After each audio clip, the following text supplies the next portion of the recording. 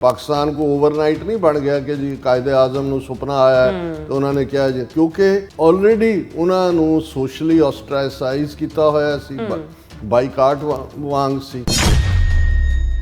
ਜ਼ੁਲਫਕਾਰ ਅਲੀ ਭੁੱਟੋ ਇੱਕ bright leader ਸੀ, ਉਹਨੂੰ ਇਹ ਸਮਝ ਆਈ ਕਿ ਵੀ ਜੇ ਹੁਣ ਇੱਕ ਪਾਸੇ ਤਾਂ ਉਹਨਾਂ ਨੇ ਸਾਡੇ ਦੋ ਟੁਕੜੇ ਕਰ ਦਿੱਤੇ ਨੇ ਪਾਕਿਸਤਾਨ ਦੇ, ਔਰ ਜੇ ਅਸੀਂ ਸਰਵਾਈਵ ਕਰਨਾ ਹੈ ਤੇ ਸਾਡਾ ਨਿਊਕਲੀਅਰ ਹੋਣਾ ਬੜਾ ਜ਼ਰੂਰੀ ਹੈ।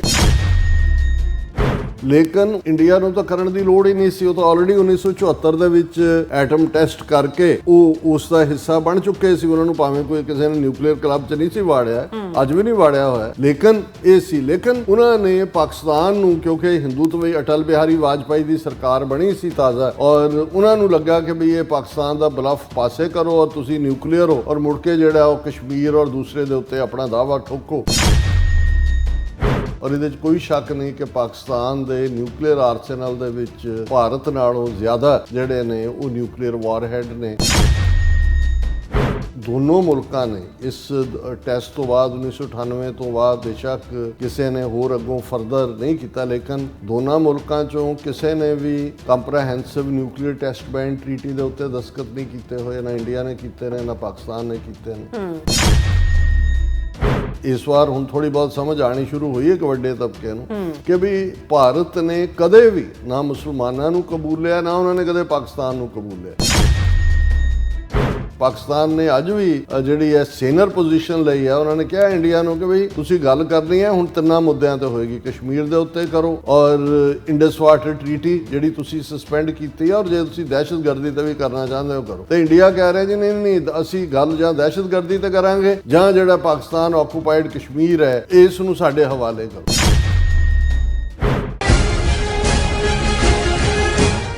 ਵਾਹਿਗੁਰੂ ਜੀ ਕਾ ਖਾਲਸਾ ਵਾਹਿਗੁਰੂ ਜੀ ਕੀ ਫਤਿਹ। ਅਸਲਾਮ ਵਾਲੇਕਮ, ਆਦਾਬ ਅਰਜ਼। ਮੈਂ ਹਾਂ ਤੁਹਾਡੀ ਹੋਸਟ ਨੀਲਮ ਕੌਰ ਤੇ ਮੈਂ TV 84 ਸਾਰੇ ਦਰਸ਼ਕਾਂ ਤੇ ਸਰੋਤਿਆਂ ਨੂੰ ਜੀ ਆਇਆਂ ਕਹਿੰਦੀ ਹਾਂ ਪ੍ਰੋਗਰਾਮ ਸੱਚਾ ਸੱਚ ਵਿੱਚ, ਜਿਹੜੇ ਇਸ ਪ੍ਰੋਗਰਾਮ ਨਾਲ ਦੇਸ਼ਾਂ ਵਿਦੇਸ਼ਾਂ ਤੋਂ ਜੁੜ ਚੁੱਕੇ ਨੇ।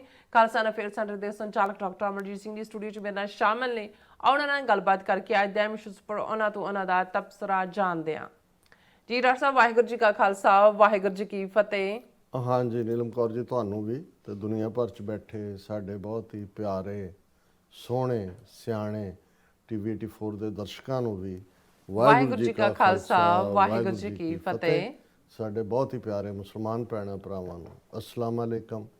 ਗੰਗਾ ਜਮਨੀ ਤਹਿਜ਼ੀਬ ਦੇ ਹਿੰਦੂ ਤਵੀਆਂ ਨੂੰ ਨਮੋ ਨਮੈ ਤੇ ਬਾਕੀ ਸਭ ਵੀਰਾਂ ਭੈਣਾਂ ਨੂੰ ਆਦਾਬ ਅਰਜ਼। ਜੀ ਡਾਕਟਰ ਸਾਹਿਬ, ਜੀ ਆਇਆਂ ਨੂੰ ਪ੍ਰੋਗਰਾਮ ਸੱਚੋ ਸੱਚ ਵਿੱਚ। ਬਹੁਤ ਧੰਨਵਾਦ ਜੀ ਡਾਕਟਰ ਸਾਹਿਬ, ਅੱਜ 28 ਮਈ 2025 14 ਜੇਠ ਨਾਨਕਸ਼ਾਹੀ ਸੰਮਤ 557 ਦਾ ਦਿਨ ਹੈ। ਤੇ ਡਾਕਟਰ ਸਾਹਿਬ, ਪ੍ਰੋਗਰਾਮ ਸ਼ੁਰੂ ਕਰਨ ਤੋਂ ਪਹਿਲਾਂ ਅਸੀਂ ਦਰਸ਼ਕਾਂ ਤੇ ਸਰੋਤਿਆਂ ਨੂੰ ਹਮੇਸ਼ਾ ਤਰ੍ਹਾਂ ਦੱਸਦੇ ਵਿਊਅਰਸ, ਜੇ ਤੁਸੀਂ ਹੱਕ ਸੱਚ ਇਨਸਾਫ ਤੇ ਪੈਰਾ ਦਿੰਦਾ ਇੱਕੋ ਇੱਕ ਚੈਨਲ TV 84 ਨੂੰ ਦੇਖਣਾ ਚਾਹੁੰਦੇ ਹੋ ਤਾਂ ਤੁਸੀਂ ਦੇਖ ਸਕਦੇ ਹੋ ਸਪੈਕਟਰਮ ਕੇਬਲ, ਆਰਸੀਨ ਕੇਬਲ, ਵੈਲਫਮ ਕੈਨੇਡਾ, roku, ਜਾਦੂ ਬਾਕਸ, ਸ਼ਾਵਾ, ਫੇਸਬੁੱਕ TV 84 ਦੀ ਐਪ ਰਾਹੀਂ online streaming and IP box ਤੇ ਤੁਸੀਂ TV 84 ਨੂੰ ਦੇਖ ਸਕਦੇ ਹੋ। ਵਿਊਅਰਸ, ਜੇ ਤੁਸੀਂ TV 84 ਨਾਲ ਪ੍ਰੋਗਰਾਮ ਸੱਚੋ ਸੱਚ ਨਾਲ ਫੇਸਬੁੱਕ ਰਾਹੀਂ ਜੁੜੇ ਹੋ ਤਾਂ ਇਸ ਨੂੰ ਵੱਧ ਲਾਈਕ ਕਰੋ ਤੇ ਸ਼ੇਅਰ ਕਰੋ ਅਤੇ ਨਾਲ ਹੀ YouTube ਤੇ ਸਬਸਕ੍ਰਾਈਬ ਵੀ ਕਰੋ। ਇਹ ਵੀ ਦੱਸ ਦਿਓ ਕਿ ਤੁਸੀਂ TV 84 ਦੀ ਐਪ ਨੂੰ ਐਂਡਰੋਇਡ ਐਂਡ ਐਪ ਸਟੋਰ ਤੇ ਡਾਊਨਲੋਡ ਕਰਕੇ ਜੋ TV 84 ਦੀ ਲਾਈਵ ਸਟ੍ਰੀਮ ਹੈ ਇਸ ਨੂੰ ਤੁਸੀਂ 24 ਆਵਰਸ ਦੇਖ ਸਕਦੇ ਹੋ। ਸੋ ਵਿਊਅਰਸ, ਪ੍ਰੋਗਰਾਮ ਦੀ ਸ਼ੁਰੂਆਤ ਕਰਨ ਜਾ ਰਹੇ ਹਾਂ ਹਮੇਸ਼ਾ ਤਰ੍ਹਾਂ ਅੱਜ ਦੀ ਸਪਾਂਸਰਸ਼ਿਪ ਦੇ ਵਾਲੇ ਨਾਲ ਕਿ ਅੱਜ ਦੇ ਪ੍ਰੋਗਰਾਮ ਸੱਚੋ ਸੱਚ ਨੂੰ ਸਪਾਂਸਰ ਕੀਤਾ ਗਿਆ ਹੈ ਮੈਰੀਲੈਂਡ ਤੋਂ ਸਰਦਾਰ ਹਰਜੀਤ ਸਿੰਘ ਜੀ ਵੱਲੋਂ। ਸੋ ਇਹਨਾਂ ਨੇ TV 84 ਦੀ ਵੱਧ ਤੋਂ ਵੱਧ ਸਪੋਰਟ ਕਰਨ ਲਈ ਕਿਹਾ ਔਰ ਸਿੱਖ ਕੌਮ ਦੀ ਜਿਹੜੀ ਚੜ੍ਹਦੀ ਕਲਾ ਦੀ ਅਰਦਾਸ ਕੀਤੀ ਹੈ। ਸੋ ਅੱਜ ਦੀ ਸਪਾਂਸਰਸ਼ਿਪ ਲਈ ਅਸੀਂ ਸਰਦਾਰ ਹਰਜੀਤ ਸਿੰਘ ਜੀ ਦਾ ਤਹਿ ਦਿਲ ਤੋਂ ਧੰਨਵਾਦ ਕਰਦੇ ਹਾਂ ਔਰ ਤੁਹਾਨੂੰ ਵੀ ਅਪੀਲ ਤੇ ਬੇਨਤੀ ਕਰਦੇ ਹਾਂ ਕਿ ਤੁਸੀਂ ਪ੍ਰੋਗਰਾਮ ਸੱਚੋ ਸੱਚ ਨੂੰ ਵੱਧ ਤੋਂ ਵੱਧ ਸਪਾਂਸਰ ਕਰੋ। ਸਪਾਂਸਰਸ਼ਿਪ ਲਈ ਤੁਸੀਂ ਸਾਨੂੰ ਕਾਲ ਕਰ ਸਕਦੇ ਸਾਡੇ ਫੋਨ ਨੰਬਰ ਤੇ 5166191984, ਸੇਮ ਨੰਬਰ ਤੇ WhatsApp ਕਰ ਸਕਦੇ ਹੋ। ਤੁਸੀਂ ਸਾਨੂੰ ਈਮੇਲ ਵੀ ਕਰ ਸਕਦੇ ਹੋ info@tv84.tv ਤੇ। ਸੋ ਵਿਊਅਰਸ, ਪਹਿਲੇ ਸੈਗਮੈਂਟ ਦੇ ਵਿੱਚ ਆਪਾਂ ਗੱਲਬਾਤ ਕਰਨ ਜਾ ਰਹੇ ਹਾਂ ਅੱਜ ਦੇ ਹਿਸਟੋਰੀਕਲ ਡੇ ਬਾਰੇ ਕਿ ਜਿਸ ਤਰ੍ਹਾਂ ਕਿ ਅੱਜ 28 ਮਈ ਦਾ ਦਿਨ ਸਾਊਥ ਏਸ਼ੀਆ ਲਈ ਤੇ ਖਾਸ ਕਰਕੇ ਪਾਕਿਸਤਾਨ ਲਈ ਖਾਸ ਅਹਿਮੀਅਤ ਵਾਲਾ ਦਿਨ ਹੈ। ਸੋ ਯਾਦ ਰਹੇ, ਭਾਰਤ ਨੇ 11 ਤੇ 13 ਮਈ 1998 ਨੂੰ ਪੋਖਰਾਨ ਵਿੱਚ 5 ਨਿਊਕਲੀਅਰ ਧਮਾਕੇ ਕੀਤੇ ਸਨ ਔਰ ਪਾਕਿਸਤਾਨ ਨੇ ਇਸ ਦੇ ਜਵਾਬ ਵਿੱਚ 28 ਮਈ 1998 ਨੂੰ ਬਲੋਚਿਸਤਾਨ ਦੇ ਸ਼ੰਘਾਈ ਜ਼ਿਲ੍ਹੇ ਵਿੱਚ 5 ਨਿਊਕਲੀਅਰ ਧਮਾਕੇ ਕਰਕੇ ਨਿਊਕਲੀਅਰ ਮੁਲਕਾਂ ਵਿੱਚ ਆਪਣੀ ਥਾਂ ਜਿਹੜੀ ਹੈ ਦਰਜ ਕਰਵਾ ਲਈ ਸੀ। ਸੋ ਇਸ ਨੇ ਜਿੱਥੇ ਭਾਰਤ ਪਾਕਿਸਤਾਨ ਦੀ ਫੌਜੀ ਤਾਕਤ ਨੂੰ ਇੱਕੋ ਪੱਧਰ ਤੇ ਲਿਆ ਕੇ ਖੜਾ ਕਰ ਦਿੱਤਾ ਹੈ, ਉੱਥੇ ਸਿੱਖ ਕੌਮ ਲਈ ਇਹ ਇੱਕ ਗੰਭੀਰ ਮੁਕਾਮ ਬਣ ਗਿਆ ਕਿਉਂਕਿ ਭਾਰਤ ਤੇ ਪਾਕਿਸਤਾਨ ਵਿੱਚ ਕੋਈ ਵੀ ਟਕਰਾਅ ਰਵਾਇਤੀ ਹਥਿਆਰਾਂ ਦੀ ਥਾਂ ਨਿਊਕਲੀਅਰ ਜੰਗ ਵਿੱਚ ਤਬਦੀਲ ਹੋ ਜਾਵੇਗਾ ਜਿਵੇਂ ਕਿ ਹਾਲ ਹੀ ਵਿੱਚ ਪ੍ਰੈਜ਼ੀਡੈਂਟ ਟਰੰਪ ਵੱਲੋਂ ਕਰਵਾਏ ਗਏ ਸੀਜ਼ਫਾਇਰ ਤੋਂ ਸਾਹਮਣੇ ਆਇਆ ਹੈ। ਸੋ ਪਾਕਿਸਤਾਨ ਨੇ ਇਸ ਦਿਨ ਨੂੰ ਯੋਮੇ ਤਕਬੀਰ यानी कि डे ऑफ ग्रेटनेस ऐलानिया होया है, क्योंकि ये न्यूक्लीयर डेटरेंट पाकिस्तान की गरंटी की जी गरंटी है वो जी सलामती जी गरंटी है वो दिंदा है। सो इस बारे आप गलबात करन जा रहे हैं। सो असीं चाहांगे कि तुसीं इसी तरह बने रहना देखण सुन लई तुहाडा सब दा बहुत बहुत धन्नवाद जी। राज साहब की विचार ने? ਸਭ ਤੋਂ ਪਹਿਲਾਂ ਤਾਂ ਅੱਜ ਦੇ ਪ੍ਰੋਗਰਾਮ ਨੂੰ ਸਪਾਂਸਰ ਕਰਨ ਲਈ ਅਸੀਂ ਆਪਣੇ ਕਿਰਤੀ ਵੀਰ ਹਰਜੀਤ ਸਿੰਘ ਜਿਹੜੇ ਅਮਰੀਕਾ ਦੀ ਮੈਰੀਲੈਂਡ ਸਟੇਟ 'ਚ ਰਹਿੰਦੇ ਨੇ ਉਹਨਾਂ ਦਾ ਸ਼ੁਕਰੀਆ ਅਦਾ ਕਰਦੇ ਹਾਂ। ਇਹ ਗੁਮਨਾਮ ਵੀਰ, ਗੁਮਨਾਮ ਇਸ ਲਈ ਨਾ ਇਹਨਾਂ ਦਾ ਹਰਜੀਤ ਸਿੰਘ ਹੈ, ਪਰ ਕਦੇ ਵੀ ਇਹਨਾਂ ਨੇ ਕਾਲ ਕਰਕੇ ਜਾਂ ਕੋਈ ਇਸ ਕਿਸਮ ਦਾ ਆਪਣੇ ਦਾ ਆਪੇ ਦਾ ਇਜ਼ਹਾਰ ਨਹੀਂ ਕੀਤਾ। ਇਹਨਾਂ ਨੂੰ ਹੀ ਅਸੀਂ ਨਿਸ਼ਕਾਮ ਸੇਵਕ ਕਹਿੰਦੇ ਹਾਂ, ਜਿਹੜੇ ਸੈਲਫਲੈਸ ਹੁੰਦੇ ਨੇ, ਜਿਨ੍ਹਾਂ ਨੂੰ ਕੌਮ ਦੇ ਨਾਲ ਪਿਆਰ ਹੈ, ਪੰਥ ਦੇ ਨਾਲ ਪਿਆਰ ਹੈ, ਜਿਨ੍ਹਾਂ ਨੂੰ ਲੱਗਦਾ ਹੈ ਕਿ BTV 84 ਕੌਮੀ ਘਰ ਖਾਲਿਸਤਾਨ ਦੀ ਤਾਮੀਰ ਦੇ ਲਈ ਆਪਣਾ ਨੈਰੇਟਿਵ ਸਿਰਜਣ ਦੇ ਵਿੱਚ ਇੱਕ ਵੱਡਾ ਯੋਗਦਾਨ ਪਾ ਰਿਹਾ। ਸੋ ਮੇਰੀ ਚਾਹਨਾ ਹੋਏਗੀ ਜਦੋਂ ਵੀ ਕਦੇ ਮੈਰੀਲੈਂਡ ਜਾਂ DC ਕੋਈ ਸਮਾਗਮ ਹੋਏ ਤੇ ਹਰਜੀਤ ਸਿੰਘ ਆ ਕੇ ਸਾਨੂੰ ਮਿਲਣ ਔਰ ਆਪਣੇ ਆਪ ਨੂੰ ਘੱਟੋ ਘੱਟ ਸਾਨੂੰ ਦੀਦਾਰ ਜ਼ਰੂਰ ਦੇਣ ਤਾਂ ਕਿ ਅਸੀਂ ਇਸ ਨਿਸ਼ਕਾਮ ਵੀਰ ਦੇ ਦੀਦਾਰ ਕਰ ਸਕੀਏ। ਬਿਲਕੁਲ ਤੁਸੀਂ ਬਿਲਕੁਲ ਠੀਕ ਕਿਹਾ। ਅੱਜ ਯੌਮੇ ਤਕਬੀਰ, ਡੇ ਆਫ ਗ੍ਰੇਟਨੈਸ, ਪਾਕਿਸਤਾਨ ਦੇ ਨੁਕਤਾ ਨਿਗਾਹ ਤੋਂ ਬਿਲਕੁਲ ਠੀਕ ਜਿਹੜਾ ਇਹ ਦਿਨ ਹੈ। ਪਰ ਇਸ ਤੋਂ ਪਹਿਲਾਂ ਕਿ ਅਸੀਂ ਉਹਨਾਂ ਹਾਲਾਤਾਂ ਦਾ, ਸਰਕਮਸਟਾਂਸਿਸ ਦਾ ਜਾਂ ਪਾਕਿਸਤਾਨ ਕਿਉਂ ਨਿਊਕਲੀਅਰ ਪਾਵਰ ਬਣਨ ਵੱਲ ਵਧਿਆ ਇਸ ਦੀ ਗੱਲ ਕਰੀਏ, ਇਸ ਗੱਲ ਦਾ ਵੀ ਧਿਆਨ ਰਹੇ ਕਿ ਇਸ ਵੇਲੇ ਜਦੋਂ ਕਿ ਪਿਛਲੇ 7, 8, 9 ਮਈ ਨੂੰ ਆਲਮੋਸਟ 72 ਘੰਟੇ ਭਾਰਤ ਔਰ ਪਾਕਿਸਤਾਨ ਦੇ ਵਿਚਾਲੇ ਮਿਸਲ ਔਰ ਡਰੋਨ ਵਾਰਫੇਅਰ ਹੋਈ, ਔਰ ਜੇ ਪ੍ਰੈਜ਼ੀਡੈਂਟ ਟਰੰਪ ਦੀ ਗੱਲ ਮੰਨੀਏ ਔਰ ਹੁਣ ਤਾਂ ਉਹਨਾਂ ਦੇ ਸੈਕਟਰੀ ਆਫ ਕਮਰਸ ਨੇ ਨਿਊਯਾਰਕ ਦੇ ਇੱਕ ਕੋਰਟ ਦੇ ਵਿੱਚ ਫੋਰਨ ਐਫੀਡੇਵਿਟ ਦੇ ਵਿੱਚ ਕਿਹਾ ਕਿ ਇਹ ਸੀਜ਼ਫਾਇਰ ਪ੍ਰੈਜ਼ੀਡੈਂਟ ਟਰੰਪ ਨੇ ਕਰਵਾਇਆ, ਨਹੀਂ ਤਾਂ ਇਹ ਬੜਾ ਭਿਅੰਕਰ ਨਿਊਕਲੀਅਰ ਯੁੱਧ ਹੋ ਜਾਣਾ ਸੀ ਜਿਸ ਦੇ ਵਿੱਚ ਮਿਲੀਅਨਸ ਲੋਕ ਮਾਰੇ ਜਾਣੇ ਸੀ। ਸੋ ਇਸ ਜੋ ਘਟਨਾਕ੍ਰਮ ਚੱਲ ਰਿਹਾ ਹੈ ਔਰ ਭਾਰਤ ਦੇ ਪ੍ਰਧਾਨ ਮੰਤਰੀ ਦਾ ਕਹਿਣਾ ਕਿ ਜੀ ਅਸੀਂ ਸੰਦੂਰ ਆਪਰੇਸ਼ਨ ਖਤਮ ਨਹੀਂ ਕੀਤਾ, ਪੌਜ਼ ਦਿੱਤਾ ਹੈ, ਔਰ ਜਿਹੜੇ ਹੋਰ ਵੀ ਕੁਝ ਇੰਡੀਪੈਂਡੈਂਟ ਆਬਜ਼ਰਵਰ ਨੇ ਉਹ ਕਹਿ ਰਹੇ ਨੇ ਕਿ ਵੀ ਕਿਸੇ ਵੇਲੇ ਵੀ ਜਿਹੜੀ ਸਥਿਤੀ ਬਣੀ ਹੋਈ ਹੈ ਔਰ ਜਿਸ ਕਿਸਮ ਦੀ ਨਫ਼ਰਤੀ ਮੁਹਿੰਮ ਮੋਦੀ ਖੁਦ ਆਪਣੇ ਰੋਡ ਸ਼ੋਜ਼ ਦੇ ਰੂਪ 'ਚ ਔਰ ਉਸ ਦਾ ਅਮਲਾ ਫੈਲਾ ਵਿਦਨ ਕੰਟਰੀ ਪਲੱਸ ਜਿਵੇਂ ਲਗਭਗ 60 ਦੇ ਕਰੀਬ ਉਹਨਾਂ ਦੇ ਪਾਰਲੀਮੈਂਟ ਮੈਂਬਰਸ ਸਮੇਤ ਉਹਨਾਂ ਦੇ 7 ਡੈਲੀਗੇਸ਼ਨ ਜਿਹੜਾ ਨੇ ਦੁਨੀਆ ਦੇ 30-35 ਮੁਲਕਾਂ ਦੇ ਵਿੱਚ ਆਲਰੇਡੀ ਦੌਰੇ ਕਰ ਲਏ ਨੇ। ਉਹਨਾਂ ਦਾ ਆਬਜੈਕਟਿਵ ਕੀ ਹੈ ਉਸ 'ਚ ਜ਼ਾਹਰ ਹੈ ਇੱਕ ਆਬਜੈਕਟਿਵ ਤਾਂ ਇਸ ਸਾਰੇ 'ਚ UN ਜਨਰਲ ਅਸੈਂਬਲੀ ਦੇ ਵਿੱਚ ਕੋਈ ਮਤਾ ਲਿਆਉਣ ਦਾ ਹੋ ਸਕਦਾ, ਪਰ ਇੱਕ ਜਿਹੜੇ ਹਰ ਚੀਜ਼ ਨੂੰ ਸ਼ੱਕ ਦੀ ਬਿਨਾਂ 'ਤੇ ਦੇਖਣ ਵਾਲੇ ਨੇ ਜਾਂ ਬਿਯੋਂਡ ਕਰਟਨ ਵੀ ਦੇਖਦੇ ਨੇ ਪਰਦੇ ਦੇ ਪਿੱਛੇ ਕੀ ਹੋ ਰਿਹਾ, ਉਹਨਾਂ ਦਾ ਇਹ ਵੀ ਕਹਿਣਾ ਹੈ ਕਿ ਹੋ ਸਕਦਾ ਹੈ ਭਾਰਤ ਤੇ ਕੋਈ ਕੰਟੈਂਪਲੇਟ ਕਰ ਰਿਹਾ ਹੋਏ ਕਿ ਕੋਈ ਹੋਰ ਪਾਕਿਸਤਾਨ ਦੇ ਖਿਲਾਫ ਕਾਰਵਾਈ ਕਰਨੀ ਔਰ ਉਸ ਦੀ ਜਸਟੀਫਿਕੇਸ਼ਨ ਦੇ ਲਈ ਉਹ ਮਾਹੌਲ ਬਣਾਉਣ ਦੀ ਕੋਸ਼ਿਸ਼ ਕਰ ਰਿਹਾ ਹੋਏ। ਸੋ ਇਹਨਾਂ ਹਾਲਾਤਾਂ 'ਚ ਵੀ ਜੇ ਅਸੀਂ ਕਹਿਣਾ ਹੋਏ ਤਾਂ ਨਿਊਕਲੀਅਰ ਦਾ ਜਿਹੜਾ ਕੋਈ ਵੀ ਇਸਤੇਮਾਲ ਹੈ ਉਹ ਪਾਕਿਸਤਾਨ ਦੇ ਲਈ ਜਿਹੜਾ ਉਸ ਦੀ ਤਾਂ ਸਰਵਾਈਵਲ ਦੀ ਲੜਾਈ ਹੈ। ਔਰ ਈਵਨ ਅਮਰੀਕਨ ਡਿਫੈਂਸ ਵਾਲਿਆਂ ਦੀ ਜਿਹੜੀ ਰਿਪੋਰਟ ਸੀ ਉਹਨਾਂ ਨੇ ਕਿਹਾ ਕਿ ਜੀ ਭਾਰਤ ਦਾ ਅਸਲ ਐਨਮੀ ਤਾਂ ਚਾਈਨਾ ਹੈ, ਲੇਕਿਨ ਉਹ ਪਾਕਿਸਤਾਨ ਨੂੰ ਜਿਹੜਾ ਹੈ ਉਹ ਐਜ਼ ਐਨੈਕਸੀ ਜਿਹੜਾ ਹੈ ਉਸ ਨੂੰ ਟਾਰਗੇਟ ਕਰ ਰਿਹਾ, ਜਦੋਂ ਕਿ ਪਾਕਿਸਤਾਨ ਦੇ ਲਈ ਜਦੋਂ ਪਾਕਿਸਤਾਨ ਭਾਰਤ ਵੱਲ ਦੇਖਦਾ ਹੈ ਤੇ ਉਹਦੀ ਐਗਜ਼ਿਸਟੈਂਸ ਦੀ ਲੜਾਈ ਹੈ, ਇਹ ਐਗਜ਼ਿਸਟੈਂਸ਼ੀਅਲ ਥ੍ਰੈਟ ਹੈ ਭਾਰਤ। ਸੋ ਜ਼ਾਹਰ ਹੈ ਕਿ ਜਦੋਂ ਤੁਹਾਨੂੰ ਇਹ ਹੋਏ ਕਿ ਵੀ ਤੁਹਾਡੀ ਹੋਂਦ ਹੀ ਨਹੀਂ ਰਹਿਣੀ ਹੈ ਤੇ ਫਿਰ ਤੁਸੀਂ ਜਿਹਨੂੰ ਪੰਜਾਬੀ 'ਚ ਕਹਿੰਦੇ ਨੇ ਵੀ ਮਰਦਾ ਕੀ ਨਹੀਂ ਕਰਦਾ, ਫਿਰ ਤੁਸੀਂ ਕਿਸੇ ਹੱਦ ਤੱਕ ਵੀ ਜਾ ਸਕਦੇ ਹੋ। ਔਰ ਇਹ ਕਿਉਂਕਿ ਅੱਜ ਜਦੋਂ ਅਸੀਂ ਇਹ 28 ਮਈ ਨੂੰ ਇਹ ਗੱਲ ਕਰ ਰਹੇ ਹਾਂ ਇਹ ਇਕੁਅਲੀ ਰੈਲੇਵੈਂਟ ਹੀ ਨਹੀਂ, ਮੈਂ ਸਮਝਦਾ ਵੀ ਅੱਜ ਵੀ ਇਹਦੇ ਬਾਵਜੂਦ ਕਿ ਵਕਤੀ ਤੌਰ ਦੇ ਉੱਤੇ ਇੱਕ ਪਾਸੇ ਪਾਕਿਸਤਾਨ ਦੇ ਵਿੱਚ ਜਸ਼ਨ ਦਾ ਮਾਹੌਲ ਹੈ, ਲੇਕਿਨ ਪਾਕਿਸਤਾਨ ਦੀ ਐਸਟੈਬਲਿਸ਼ਮੈਂਟ ਨੂੰ ਵੀ ਇਸ ਸਾਰੇ ਦੌਰ ਦੀ ਅਹਿਮੀਅਤ ਦਾ ਚੰਗੀ ਤਰ੍ਹਾਂ ਅਹਿਸਾਸ ਹੈ। ਇਹੀ ਕਾਰਨ ਹੈ ਕਿ ਪ੍ਰਾਈਮ ਮਿਨਿਸਟਰ ਨਵਾਜ਼ ਸ਼ਰੀਫ ਨੂੰ ਉਹਨਾਂ ਨੇ 5 ਮੁਲਕ ਜਿਨ੍ਹਾਂ ਦੇ ਵਿੱਚ ਅਸੀਂ ਦੇਖਿਆ ਕਿ ਵੀ ਉਹ ਟਰਕੀ ਵੀ ਗਏ, ਅਜ਼ਰਬਾਈਜਾਨ ਵੀ ਔਰ ਈਰਾਨ ਵੀ ਔਰ ਤਾਜ਼ਿਕਸਤਾਨ ਵੀ ਜਾਣੇ। ਇਹ ਆਪਣੇ ਤੌਰ ਦੇ ਉੱਤੇ ਉਹ ਆਪਣੇ ਅਲਾਇੰਸ ਨੂੰ ਮਜ਼ਬੂਤ ਕਰ ਰਹੇ ਨੇ, ਕਿਉਂਕਿ ਉਹਨਾਂ ਨੂੰ ਵੀ ਲੱਗਦਾ ਹੈ ਕਿ ਵੀ ਇਹ ਜਿਹੜਾ ਅਜੇ ਜਿਹੜੇ ਜੰਗ ਦੇ ਬੱਦਲ ਨੇ ਉਹ ਫਿਜ਼ਾ ਚੋਂ ਜਾਂ ਅਸਮਾਨਾਂ ਚੋਂ ਹਟੇ ਨਹੀਂ ਨੇ। ਜੀ ਸੋ ਉਸ ਸਾਰੀ ਸਿਚੁਏਸ਼ਨ ਦੇ ਚੱਲਦੇ ਆ ਇਸ ਗੱਲ ਦਾ ਧਿਆਨ ਰਹੇ ਕਿ ਜਦੋਂ ਅਸੀਂ ਨਿਊਕਲੀਅਰ ਪਾਵਰ ਦੀ ਗੱਲ ਕਰਦੇ ਹਾਂ ਤਾਂ ਇੱਕਦਮ ਜਿਹੜਾ ਧਿਆਨ ਹੈ ਉਹ 1945 ਦੇ ਉਹਨਾਂ ਦਿਨਾਂ ਵੱਲ ਚਲੇ ਜਾਂਦਾ ਹੈ ਜਦੋਂ ਕਿ ਅਮਰੀਕਾ ਨੇ ਹੀਰੋਸ਼ੀਮਾ ਨਾਗਾਸਾਕੀ 2 ਸ਼ਹਿਰ ਜਾਪਾਨ ਦੇ ਉਹਨਾਂ ਉੱਤੇ ਐਟਮ ਬੰਬ ਬਰਸਾਏ ਸੀ। ਉਦੋਂ ਦਾ ਬੰਬ ਲੱਦੇ ਜਾਂਦੇ ਸੀ ਜਹਾਜ਼ਾਂ ਚੋਂ, ਕਰੂਡ ਕਿਸਮ ਦੀ। ਅੱਜ ਜਿਸ ਕਿਸਮ ਦੀ ਫਾਈਨ ਡਿਵੈਲਪਡ ਨਿਊਕਲੀਅਰ ਟੈਕਨੋਲੋਜੀ ਹੈ, ਉਦੋਂ ਦਾ ਮਿਸਲ ਸਿਸਟਮ ਵੀ ਨਹੀਂ ਸੀ। ਔਰ ਉਸ ਦੇ ਸਾਹਮਣੇ ਤਾਂ ਉਹ ਇਵੇਂ ਹੀ ਹੈ ਜਿਵੇਂ ਉਹ ਗੱਠ ਪਟਾਕਾ ਹੋਏ, ਇਸ ਕਿਸਮ ਦਾ। ਲੇਕਿਨ ਕਿਸ ਕਦਰ ਤਬਾਹੀ ਹੋਈ ਅੱਜ ਵੀ ਹੀਰੋਸ਼ੀਮਾ ਨਾਗਾਸਾਕੀ ਦੇ ਵਿੱਚ 4 5 6 ਜਨਰੇਸ਼ਨਾਂ ਵੀ ਜਿਹੜੀਆਂ ਨੇ, ਜੇ ਤੁਸੀਂ ਦੇਖੋ ਹਾਲਾਂ 20 ਸਾਲ ਦੀ ਜਨਰੇਸ਼ਨ ਹੁੰਦੀ ਹੈ, ਉਹਨਾਂ ਦੇ ਬੱਚਿਆਂ ਦੇ ਵਿੱਚ ਵੀ ਜੈਨੇਟਿਕ ਇਫੈਕਟ ਹੁੰਦਾ ਹੈ। ਧਰਤੀ ਵੀ ਜਿਹੜੀ ਹੈ ਉਹ ਬਿਲਕੁਲ ਪੋਲਿਊਟਡ ਹੁੰਦੀ ਹੈ ਹਰ ਲਿਹਾਜ਼ ਦੇ ਨਾਲ। ਸੋ ਇਹ ਬੇਸ਼ੱਕ ਇਹ ਇੱਕ ਵੱਖਰੀ ਡਿਬੇਟ ਹੈ ਕਿ ਭਾਈ ਮੇਨ ਲੀਡ ਕਰਨ ਵਾਲਾ ਜਰਮਨੀ ਸੀ ਔਰ ਜਾਪਾਨ ਨੂੰ ਇਵੇਂ ਕਿਉਂ ਪਨਿਸ਼ ਕੀਤਾ ਗਿਆ, ਪਰ ਇਹਦੇ 'ਚ ਕੋਈ ਸ਼ੱਕ ਨਹੀਂ ਹੈ ਕਿ ਇਹ ਦੋਵੇਂ ਹੀ ਜਿਹੜੇ ਐਟਮ ਬੰਬ ਹੀਰੋਸ਼ੀਮਾ ਨਾਗਾਸਾਕੀ ਵੱਡੇ ਜਾਪਾਨ ਦੇ ਸ਼ਹਿਰਾਂ ਦੇ ਉੱਤੇ ਸੁੱਟਣਾ ਸੀ, ਉਸ ਨੇ ਜਾਪਾਨ ਨੂੰ ਸਰੈਂਡਰ ਕਰਨ ਤੇ ਮਜਬੂਰ ਕੀਤਾ। ਬੇਸ਼ੱਕ ਜਰਮਨੀ ਤਾਂ ਡਿਫੀਟ ਹੋ ਚੁੱਕਾ ਸੀ, ਮਾਸਕੋ ਦੇ ਵਿੱਚ ਹਿਟਲਰ ਨੇ ਵੱਡੀ ਗਲਤੀ ਕਰਕੇ ਫੌਜ ਭੇਜੀ ਸੀ, ਲੇਕਿਨ ਜਾਪਾਨੀਆਂ ਦੇ ਕੋਲ ਕੈਪੈਸਿਟੀ ਸੀ ਕਿ ਉਹ ਕਈ ਆਈਲੈਂਡਸ ਦੇ ਵਿੱਚ ਜਿਹੜੀ ਹੈ ਉਹ ਹੱਥੋਂ ਹੱਥ ਲੜਾਈ ਕਈ ਸਾਲ ਤੱਕ ਜਾਰੀ ਰੱਖ ਸਕਦੇ ਸੀ।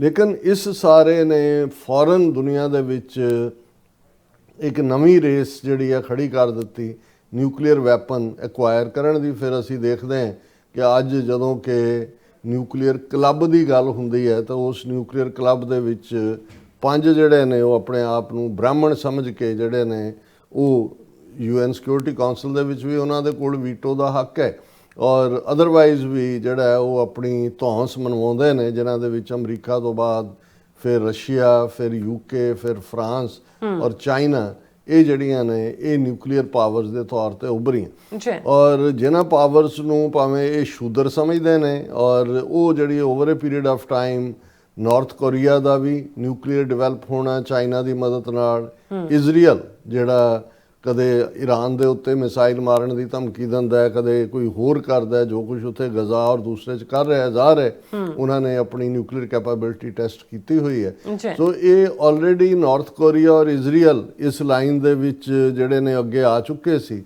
ਹੁਣ ਜੇ ਅਸੀਂ ਭਾਰਤ ਦੇ ਹਵਾਲੇ ਨਾਲ ਗੱਲ ਕਰੀਏ ਕਿ 1945 ਤੋਂ ਬਾਅਦ 1974 ਦੇ ਵਿੱਚ ਇੰਦਰਾ ਗਾਂਧੀ ਜਦੋਂ ਪ੍ਰਾਈਮ ਮਿਨਿਸਟਰ ਸੀ, ਉਸ ਤੋਂ ਪਹਿਲਾਂ ਅਸੀਂ ਦੇਖਦੇ ਹਾਂ ਕਿ 1971 ਦੇ ਵਿੱਚ ਭਾਰਤੀ ਖੁਫੀਆ ਏਜੰਸੀ ਰਾਅ ਨੇ ਮੁਕਤੀ ਵਾਹਿਨੀ ਨਾਂ ਦੀ ਇੱਕ ਬਾਡੀ ਜਿਹੜੀ ਖੜੀ ਕਰਕੇ, ਜਿਹਦੇ ਰਾਹੀਂ ਮਸ਼ਰਕੀ ਪਾਕਿਸਤਾਨ, ਜਿਹਨੂੰ ਈਸਟ ਪਾਕਿਸਤਾਨ ਕਹਿੰਦੇ ਸੀ ਜਾਂ ਅੱਜ ਬੰਗਲਾਦੇਸ਼ ਹੈ, ਉਸ ਦੇ ਵਿੱਚ ਕਿਵੇਂ ਜਿਹੜੀ ਆ ਉਹ ਗੜਬੜ ਕਰਵਾਈ, ਕਿਵੇਂ ਜਿਹੜਾ ਇਵੈਂਚੁਅਲੀ ਡਾਇਰੈਕਟਲੀ ਫੌਜ ਭੇਜ ਕੇ ਕਹਿ ਕੇ ਕਿ ਜੇ ਰਿਫਿਊਜੀ ਕ੍ਰਾਈਸਿਸ 1 ਕਰੋੜ ਰਿਫਿਊਜੀ ਆ ਗਿਆ, ਇੰਨਾ ਆ ਗਿਆ, ਢਿਮਕਾ ਫਲਾਣਾ, ਔਰ ਉਹਨਾਂ ਨੇ ਜਿਹੜਾ ਉਸ ਮਸ਼ਰਕੀ ਪਾਕਿਸਤਾਨ ਨੂੰ ਅੱਡ ਮੁਲਕ ਬੰਗਲਾਦੇਸ਼ ਬਣਾਇਆ।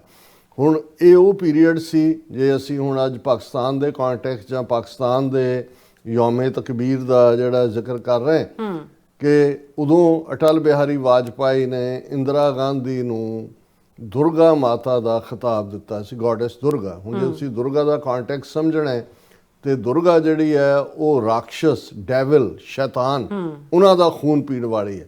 ਹੁਣ ਜ਼ਾਹਰ ਹੈ ਕਿ ਇਹ, ਔਰ ਇੰਦਰਾ ਗਾਂਧੀ ਦਾ ਜੇ ਤੁਸੀਂ ਉਸ ਪੀਰੀਅਡ 'ਚ ਦੇਖੋ ਤਾਂ ਉਹਦਾ ਖੁਦ ਦਾ ਕਿਤੇ ਬਿਆਨ ਸੀ ਕਿ 1000 ਸਾਲ की गुलामी की हार का ਬਦਲਾ ਲੈ ਲਿਆ ਗਿਆ। ਇਹ ਇਹਨਾਂ ਦੀ ਜ਼ਹਿਨੀਅਤ ਸੀ। ਔਰ ਇਹ ਗੱਲ ਹੋਰ ਵੀ ਦਿਲਚਸਪ ਹੋਏਗੀ ਕਿ ਇਹ ਜਦੋਂ 1974 ਦੇ ਵਿੱਚ ਭਾਰਤ ਨੇ ਨਿਊਕਲੀਅਰ ਧਮਾਕੇ ਪੋਖਰਾਨ ਦੇ ਵਿੱਚ, ਕਿਉਂਕਿ ਸਿੱਖ ਨੁਕਤਾ ਨਿਗਾਹ ਤੋਂ ਪੰਜਾਬ ਦਾ ਪਿਛਵਾੜਾ ਹੈ ਜਿਹੜਾ ਰਾਜਸਥਾਨ ਦਾ ਇਹ ਪੋਖਰਾਨ ਦਾ ਏਰੀਆ, ਉਸ ਦੇ ਵਿੱਚ ਇਹ ਕੀਤਾ ਗਿਆ ਸੀ। ਔਰ ਇਸ ਦਾ ਜਿਹੜਾ ਕੋਡ ਨੇਮ ਰੱਖਿਆ ਗਿਆ ਉਹ ਸੀ ਸਮਾਈਲਿੰਗ ਬੁੱਧਾ। ਹੁਣ ਇਹ ਵੀ ਅਹਿਮੀਅਤ ਜਦੋਂ ਅਸੀਂ ਇਹ ਕਹਿੰਦੇ ਹਾਂ, ਔਰ ਠੀਕ ਕਿਹਾ ਸੀ ਪ੍ਰੈਜ਼ੀਡੈਂਟ ਟਰੰਪ ਨੇ ਕਿ ਕਸ਼ਮੀਰ ਦੀ ਲੜਾਈ 1400 ਸਾਲ ਤੋਂ ਹੈ, ਇਹ ਲੜ ਰਹੇ ਨੇ ਇੰਡੀਆ ਪਾਕ। ਹੁਣ ਬਹੁਤਿਆਂ ਨੂੰ ਲੱਗਾ ਲਓ ਜੀ ਇਹਨੂੰ ਤਾਂ ਪਤਾ ਵੀ ਨਹੀਂ ਹੈ ਟਰੰਪ ਨੂੰ ਕਿ ਜੀ ਕਸ਼ਮੀਰ ਤਾਂ ਜਿਹੜਾ 1947 ਤੋਂ ਬਾਅਦ ਇਸ਼ੂ ਨਹੀਂ। ਉਹ ਜ਼ਹਿਨੀਅਤ ਦੀ ਗੱਲ ਸੀ ਕਿ ਭਾਈ ਇਹ ਜਿਹੜੀ ਹਿੰਦੂ ਜ਼ਹਿਨੀਅਤ ਹੈ ਇਹਨਾਂ ਨੇ ਕਦੇ ਵੀ ਇਸਲਾਮ ਨੂੰ ਹੀ ਐਕਸੈਪਟ ਨਹੀਂ ਕੀਤਾ। ਉਹਨਾਂ ਦੇ ਲਈ ਲਫ਼ਜ਼ ਮਲੇਛ, ਔਰ 47 ਤੱਕ ਵੀ ਉਹ ਰੇਲਵੇ ਸਟੇਸ਼ਨ ਹੋਣ, ਬੱਸ ਅੱਡੇ ਹੋਣ, ਦੂਜੇ ਹੋਣ, ਅੱਡ-ਅੱਡ ਘੜੇ ਪਾਣੀ ਦੇ ਹੁੰਦੇ ਸੀ, ਹਿੰਦੂ ਪਾਣੀ, ਮੁਸਲਮਾਨ ਪਾਣੀ। ਇਹ ਪਾਕਿਸਤਾਨ ਕੋ ਓਵਰਨਾਈਟ ਨਹੀਂ ਬਣ ਗਿਆ ਕਿ ਜੀ ਕਾਇਦੇ ਆਜ਼ਮ ਨੂੰ ਸੁਪਨਾ ਆਇਆ ਤੇ ਉਹਨਾਂ ਨੇ ਕਿਹਾ ਜੀ, ਕਿਉਂਕਿ ਆਲਰੇਡੀ ਉਹਨਾਂ ਨੂੰ ਸੋਸ਼ਲੀ ਆਸਟ੍ਰਾਸਾਈਜ਼ ਕੀਤਾ ਹੋਇਆ ਸੀ, ਬਾਈਕਾਟ ਵਾਂਗ ਸੀ। ਉਹਨਾਂ ਦੇ ਹੱਥ ਦਾ ਛੋਇਆ ਕੋਈ ਚੀਜ਼ ਖਾਧੀ ਨਹੀਂ ਸੀ ਜਾਂਦੀ, ਪਾਣੀ ਤੱਕ ਨੂੰ ਵੀ ਨਹੀਂ ਸੀ ਪੀਤਾ ਜਾਂਦਾ। ਔਰ ਉਹਨਾਂ ਦੀ ਜ਼ਬਾਨ ਨੂੰ ਲੈ ਕੇ ਵੀ ਜਦੋਂ ਗੁਰੂ ਸਾਹਿਬ ਨੇ ਫਰਮਾਇਆ ਸੀ, ਗੁਰੂ ਨਾਨਕ ਪਾਤਸ਼ਾਹ ਨੇ, ਕਿ ਭਾਈ ਇੱਕ ਪਾਸੇ ਉਹਨਾਂ ਨੂੰ ਮਲੇਛ ਕਹਿੰਦੇ ਨੇ ਤੇ ਲੇਕਿਨ ਉਹਨਾਂ ਦੀ ਜ਼ਬਾਨ ਅਡਾਪਟ ਕਰਦੇ ਨੇ ਕਿਉਂਕਿ ਨੌਕਰੀਆਂ ਚਾਹੀਦੀਆਂ ਨੇ। ਖੱਤਰੀਆਂ ਦਾ ਧਰਮ ਛੋੜਿਆ, ਮਲੇਛ ਭਾਖਿਆ ਗਈ, ਕਿਉਂਕਿ ਇਹ ਅਰਬੀ ਨੂੰ, ਫਾਰਸੀ ਨੂੰ, ਮਲੇਛਾਂ ਦੀ ਜਿਹੜੀ ਜ਼ਬਾਨ ਹੈ ਇਹ ਬ੍ਰਾਹਮਣ ਐਲਾਨਦੇ ਸੀ। ਹੁਣ ਗੱਲ ਅਸੀਂ ਇੱਕ ਪਾਸੇ ਇਸਲਾਮ ਦੇ ਹਵਾਲੇ ਨਾਲੋਂ ਨਫ਼ਰਤ ਬਰਾਬਰ, ਅੱਜ ਵੀ ਤੁਸੀਂ ਜਦੋਂ ਵੀ ਕਿਤੇ ਕੋਈ ਹੁੰਦਾ ਹੈ, ਭਾਰਤ ਦੇ 20 ਕਰੋੜ ਮੁਸਲਮਾਨ ਵੀ ਕਿਵੇਂ ਅੱਗੇ ਲੱਗ ਕੇ ਉਹਨਾਂ ਦੇ ਪਾਕਿਸਤਾਨ ਦੇ ਵਿਰੋਧ ਕਰਨ ਲਈ ਖਲੋ ਜਾਂਦੇ ਨੇ, ਕਿਉਂਕਿ ਉਹਨਾਂ ਦੇ ਉੱਤੇ ਇਹ ਨਾਫਿਜ਼ ਕੀਤਾ ਹੋਇਆ ਕਿ ਤੁਸੀਂ, ਤੁਹਾਡਾ ਪੈਟਰੀਓਟਿਜ਼ਮ, ਤੁਹਾਡੀ ਮੁਲਕ ਪ੍ਰਸਤੀ ਤਾਂ ਹੀ ਹੋਏਗੀ ਕਿ ਪਹਿਲਾਂ ਤੁਸੀਂ ਪਾਕਿਸਤਾਨ ਨੂੰ ਗਾਲਾਂ ਕੱਢੋ। ਉਹ ਅਵੇਸੀ ਤੋਂ ਲੈ ਕੇ ਥੱਲੇ ਤੱਕ ਜਿਹੜੇ ਵੱਡੇ ਵੱਡੇ ਮੌਲਾਣੇ ਨੇ ਇਸ ਕੰਮ ਦੇ ਉੱਤੇ ਲੱਗੇ ਹੋਏ ਨੇ। ਬਿਲਕੁਲ ਇਵੇਂ ਹੀ, ਕਿਉਂਕਿ ਬੁੱਧ ਜਿਹੜਾ ਗੌਤਮ ਬੁੱਧ ਲਗਭਗ 2500 ਸਾਲ ਪਹਿਲਾਂ ਬੁੱਧ ਨੇ ਬ੍ਰਾਹਮਣਵਾਦ ਨੂੰ ਚੈਲੰਜ ਕੀਤਾ ਸੀ। ਔਰ ਇਹੀ ਕਾਰਨ, ਬੇਸ਼ੱਕ 700-800 ਸਾਲ ਬੁੱਧ ਧਰਮ ਦਾ, ਬੁੱਧੀ ਰਾਜਿਆਂ ਦਾ, ਕਨਿਸ਼ਕਾ, ਅਸ਼ੋਕਾ, ਹਰਸ਼ਵਰਧਨ ਉਹਨਾਂ ਦਾ ਰੂਲ ਵੀ ਰਿਹਾ, ਲੇਕਿਨ ਬ੍ਰਾਹਮਣ ਨੇ ਕਦੇ ਐਕਸੈਪਟ ਨਹੀਂ ਕੀਤਾ, ਕਿਉਂਕਿ ਪਹਿਲਾ ਮੈਸੇਜ ਸਾਰਨਾਥ ਬਨਾਰਸ ਤੋਂ 10-12 ਕਿਲੋਮੀਟਰ ਦੂਰ ਖਲੋ ਕੇ ਬੁੱਧ ਨੇ ਕਿਹਾ ਸੀ ਕਿ ਮੈਂ ਬ੍ਰਾਹਮਣ ਕੋ ਨਹੀਂ ਮਾਨਤਾ। ਔਰ ਕਿਵੇਂ ਜਿਹੜਾ ਬੁੱਧ ਧਰਮ ਦਾ ਖਾਤਮਾ ਸ਼ੰਕਰਾ ਰਾਹੀਂ, ਜਿਹੜਾ ਸ਼ੰਕਰਾ ਉਸ ਕੇਰਲਾ ਸਟੇਟ ਤੋਂ ਹੀ ਆਉਂਦਾ ਹੈ, ਜਿਹੜਾ ਕੇਰਲਾ ਦਾ ਬ੍ਰਾਹਮਣ ਜਿੱਥੋਂ ਸ਼ਸ਼ੀ ਥਰੂਰ ਨਿਕਲਿਆ ਹੋਇਆ। ਅੱਜ ਕੱਲ੍ਹ ਜੋ ਕੰਮ ਸ਼ਸ਼ੀ ਥਰੂਰ ਕਰ ਰਿਹਾ, ਅੱਜ ਅਸੀਂ ਉਸਦੇ ਉੱਤੇ ਵੀ ਗੱਲ ਕਰਾਂਗੇ ਕਿ ਵੀ ਕਿਸ ਕਿਸਮ ਦੀ ਇਹ ਸਾਰੀ ਗੰਦੀ ਖੇਡ ਰਹੇ ਨੇ। ਲੇਕਿਨ ਬੁੱਧ ਧਰਮ ਦਾ ਖਾਤਮਾ ਕਰਨ ਦੇ ਬਾਵਜੂਦ, ਜਿਸ ਨੂੰ ਅਲਾਮਾ ਇਕਬਾਲ ਨੇ ਜਦੋਂ ਨਾਨਕ ਨਜ਼ਮ ਬਾਂਗੇ ਦਰਾ ਦੇ ਵਿੱਚ ਲਿਖੀ ਤੇ ਉਹਨਾਂ ਨੇ ਇਹ ਕਿਹਾ ਕਿ ਵੀ ਤੁਮਨੇ ਪੈਗਾਮੇ ਗੌਤਮ ਕੀ ਜ਼ਰਾ ਪਰਵਾਹ ਨਾ ਕੀ, ਕਦਰ ਜਾਨੀ ਨਾ ਆਪਣੇ ਗੌਹਰ ਯਕ ਦਾਨਾ ਕੀ, ਕਿ ਉਹ ਯੂਨੀਕ ਵਿਜ਼ਡਮ ਵਾਲਾ ਬੰਦਾ ਇਸ ਲਈ क्योंकि आशकार उसने किया जो जिंदगी का राज था, हिंद को लेकिन ख्याली फ़लसफ़ा पे नाज था, शमाए हक से जो मुनव्वर हो ये वो महफिल न थी, बारिश रहमत हुई लेकिन ज़मी काबिल न थी। हुण ये बुद्ध नूं ट्रिब्यूट है कि भी ये ब्राह्मणों का सुक्का फलसफा, बुद्ध की जिहड़ी विजडम की गल सी जिंदगी की, वो ब्राह्मण ने ना समझनी सी ना लोगों को समझण दित्ती, लेकिन उस थॉट का और अल्टीमेटली बौद्धियां का ਲੱਖਾਂ की गिणती दे विच मर्डर भी किए गए, उन्होंने बाहर तक दिता गया। और अलामा इकबाल ने कहा कि ब्राह्मण सरशार है अब तक, मैं पिंदार में शमाए गौतम जल रही है महफिल अग्यार में, कि अज भी ब्राह्मण हंकार दी शराब पी के जिहड़ा वो मस्त है, और गौतम की गल महफिल अग्यार बाहरले मुल्कां च है। हुण गल मैं इसलिए बुद्ध की कीती कि जिहड़ा 1974 दे विच पहला nuclear test, atom test Indira Gandhi करदी है, ਉਹਦਾ कोड नेम रखा जाता है स्माइलिंग बुद्धा। हुण बुद्ध टोटल कंपैशन च यकीन रखदा है, अहिंसा परमो धर्मा जिहड़ा इन्हां ने अज अपना इनसिग्निया लानिया होया है, वो बुद्ध का इनसिग्निया, बुद्ध का धर्म नूं मनण वालियां नूं वायलेंस नाल डिस्ट्रॉय करके उन्होंने अडॉप्ट किया अहिंसा परमो धर्म। लेकिन बुद्ध नूं ईवन 1974 भी माफ़ नहीं किया गया। इंदिरा गांधी उस धमाके का कोड नेम रखती है स्माइलिंग बुद्धा। हुण फास्ट फॉरवर्ड करिए और उस पीरीयड दे विच ऑलरेडी ये सामने आया भी मिसयूज़ किया है, जिहड़ा पानी और दूसरा उन्होंने कूलिंग लई वरत्या जाता है, वो कैनेडा की की मदद सी, दूजे की सारिਆਂ ਨੂੰ वायलेट किया इंडिया ने। पर उस पीरीयड दे विच एक बड़ी इंटरस्टिंग गल जिहड़ी मैं शायद अगे भी कोट की है, ਸੈਨੇਟਰ ਪੈਟਰਿਕ ਮੋਨੇਹਨ ਇੱਥੋਂ ਨਿਊਯਾਰਕ ਤੋਂ ਹੀ ਸੈਨੇਟਰ ਸੀ, ਉਹ ਐਂਬੈਸਡਰ ਸਨ ਦਿੱਲੀ ਦੇ ਵਿੱਚ ਅਮਰੀਕਾ ਦੇ। ਔਰ ਉਹਨਾਂ ਨੇ ਆਪਣੀ ਕਿਸੇ ਕਿਤਾਬ ਜਾਂ ਆਰਟੀਕਲ ਦੇ ਵਿੱਚ ਇਹ ਲਿਖਿਆ ਕਿ ਪੈਟਰਿਕ ਮੋਨੇਹਨ ਨੇ ਇੰਦਰਾ ਗਾਂਧੀ ਨੂੰ ਕਿਹਾ ਕਿ ਵੀ ਤੂੰ ਬਹੁਤ ਬਲੰਡਰ ਕੀਤਾ ਹੈ। ਹੁਣ 20-30 ਇਅਰਸ ਡਾਊਨ ਦਾ ਰੋਡ ਕੋਈ ਪਾਕਿਸਤਾਨੀ ਜਨਰਲ ਤੈਨੂੰ ਕਾਲ ਕਰਕੇ ਕਹੇਗਾ ਕਿ ਕਸ਼ਮੀਰ ਫੜਾ ਦਿਓ, ਨਹੀਂ ਤਾਂ ਅਸੀਂ ਜੰਨਤ ਦੇ ਵਿੱਚ ਮਿਲਦੇ ਹਾਂ, ਹੈਵਨ ਚ ਵੀਲ ਮੀਟ। ਮਤਲਬ ਇਹ ਸੀ ਕਿ ਹੁਣ ਪਾਕਿਸਤਾਨ ਫੋਲੋ ਸੂਟ ਕਰੇਗਾ ਕਿ ਇੰਡੀਆ ਨੇ ਕਰ ਲਿਆ। ਉਹਨਾਂ ਨੇ ਕਿਹਾ ਵੀ ਜਿਹੜਾ ਇੰਡੀਆ ਇਹ ਜਿਹੜੀ ਟ੍ਰੈਡੀਸ਼ਨਲ, ਕਿਉਂਕਿ 5-6 ਗੁਣਾ ਵੱਡਾ ਹੈ ਇੰਡੀਆ, ਇਲਾਕਾ ਵਾਈਜ਼ ਵੀ ਪੋਪੂਲੇਸ਼ਨ ਵਾਈਜ਼ ਵੀ, ਰਵਾਇਤੀ ਹਥਿਆਰਾਂ ਨਾਲ ਤਾਂ ਪਾਕਿਸਤਾਨ ਉਹਦਾ ਮੁਕਾਬਲਾ ਨਹੀਂ ਸੀ ਲੰਬਾ ਵਕਤ ਕਰ ਸਕਦਾ। ਲੇਕਿਨ ਇਸ ਗੱਲ ਨੇ ਓਪਨਿੰਗ ਦੇ ਦਿੱਤੀ ਪਾਕਿਸਤਾਨ ਨੂੰ। ਔਰ ਬਿਲਕੁਲ ਠੀਕ, ਇੱਕ ਪਾਸੇ ਅਜੇ 2 ਸਾਲ ਪਹਿਲਾਂ 90,000 ਦੇ ਕਰੀਬ ਫੌਜੀ ਔਰ ਸਿਵਲੀਅਨ ਲੋਕਾਂ ਨੂੰ POW ਬਣਾਇਆ ਸੀ, ਔਰ ਜ਼ੁਲਫਿਕਾਰ ਅਲੀ ਭੁੱਟੋ ਨੇ ਸ਼ਿਮਲਾ ਐਗਰੀਮੈਂਟ ਦੇ ਵੇਲੇ ਉਹਨਾਂ ਨੂੰ ਵੀ ਰਿਲੀਜ਼ ਕਰਵਾਇਆ, ਟੈਰੀਟਰੀ ਵੀ ਵਾਪਸ ਲਈ।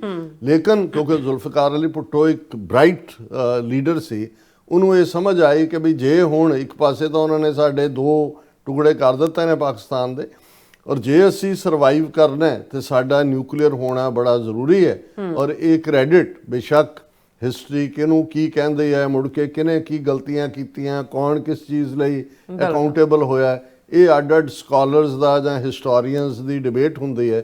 ਪਰ ਮੈਂ ਹਮੇਸ਼ਾ ਇੱਕ ਤਾਰੀਖ ਦਾ ਵਿਦਿਆਰਥੀ ਹੋਣ ਦੇ ਨਾਤੇ, ਤਾਲਿਬ ਇਲਮ ਹੋਣ ਦੇ ਨਾਤੇ ਸਮਝਦਾ ਵੀ ਕ੍ਰੈਡਿਟ ਉਹਨੂੰ ਹੀ ਦੇਣਾ ਚਾਹੀਦਾ ਹੈ ਜਿੱਥੇ ਡਿਊ ਹੈ। ਔਰ ਇਸ ਗੱਲ 'ਚ ਕੋਈ ਦੋ ਰਾਵਾਂ ਨਹੀਂ ਕਿ ਜਿਹੜਾ ਪਾਕਿਸਤਾਨ ਅੱਜ ਨਿਊਕਲੀਅਰ ਪਾਵਰ ਦੇ ਤੌਰ ਤੇ ਭਾਰਤ ਦੇ ਨਾਲ ਉਹਦੀਆਂ ਅੱਖਾਂ 'ਚ ਅੱਖਾਂ ਪਾ ਕੇ ਜੋ ਗੱਲ ਕਰਨ ਦੀ ਹਿੰਮਤ ਨਹੀਂ ਰੱਖਦਾ, ਜਿਵੇਂ ਉਹਨੇ ਭਾਰਤ ਨੂੰ ਜਿਹੜਾ ਸਵਾਦ ਵੀ ਚਖਾਇਆ ਉਹ ਬਾਲਾਕੋਟ ਵੇਲੇ ਵੀ ਔਰ ਹੁਣ ਵੀ, ਇਸ ਦਾ ਬੇਸ ਫਿਰ ਇਹੀ ਹੈ ਕਿ ਜ਼ੁਲਫਿਕਾਰ ਅਲੀ ਭੁੱਟੋ ਨੇ ਪਾਕਿਸਤਾਨ ਨੂੰ ਨਿਊਕਲੀਅਰ ਪਾਵਰ ਬਣਾਉਣ ਦੇ ਲਈ ਜਿਹੜਾ ਉਹ ਇਸਲਾਮਿਕ ਮੁਲਕਾਂ ਦਾ ਦੌਰਾ ਵੀ ਕੀਤਾ, ਜਿਹੜੀ OIC ਬਾਅਦ 'ਚ ਬਣਦੀ ਹੈ ਲਾਹੌਰ ਦੇ ਵਿੱਚ ਇੱਕ ਗੈਦਰਿੰਗ ਵੀ ਕੀਤੀ, ਔਰ ਉਹਨਾਂ ਨੂੰ ਸਮਝਾਇਆ ਕਿ ਭਾਈ ਅੱਜ ਵੈਸਟਰਨ ਮੁਲਕ ਜਾਂ ਦੂਜੇ ਅੱਗੇ ਨਿਕਲੇ ਹੋਏ ਨੇ, ਸਾਡੇ ਕੋਲ ਆਪਣਾ ਨਿਊਕਲੀਅਰ ਹੋਣਾ ਚਾਹੀਦਾ।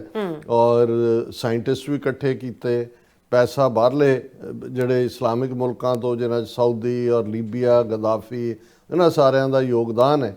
ਸਾਇੰਟਿਸਟ ਨੂੰ ਵੀ ਕਿਹਾ ਕਿ ਵੀ ਤੁਸੀਂ ਇਹਨੂੰ ਰਿਕਾਰਡ ਟਾਈਮ 'ਚ ਬਣਾਓ। ਜੋ ਵੀ ਟਾਈਮ ਉਹਨਾਂ ਨੇ ਦਿੱਤਾ, ਉਹਨਾਂ ਨੇ ਪੈਸੇ ਡਬਲ ਕੀਤੇ। ਉਹਨਾਂ ਨੇ ਕਿਹਾ ਜੀ ਪੈਸੇ ਦੁੱਗਣੇ ਤੇ ਇਹ ਸਾਲ ਘਟਾਓ। ਔਰ ਇਹ ਕਿਸੇ ਇੱਕ ਇੰਟਰਵਿਊ 'ਚ ਬੇਨਜ਼ੀਰ ਭੁੱਟੋ ਨੇ ਕਲੇਮ ਕੀਤਾ ਸੀ ਕਿ ਲੇਟ 70s ਤੱਕ ਪਹੁੰਚਦੇ ਆ ਪਾਕਿਸਤਾਨ ਇਸ ਕਾਬਲ ਹੋ ਗਿਆ ਸੀ ਕਿ ਵੀ ਉਹ ਨਿਊਕਲੀਅਰ ਟੈਸਟ ਕਰ ਸਕਦਾ ਸੀ, ਪਰ ਉਹ ਪੋਸਟਪਨ ਹੁੰਦੇ ਚਲੇ ਗਏ।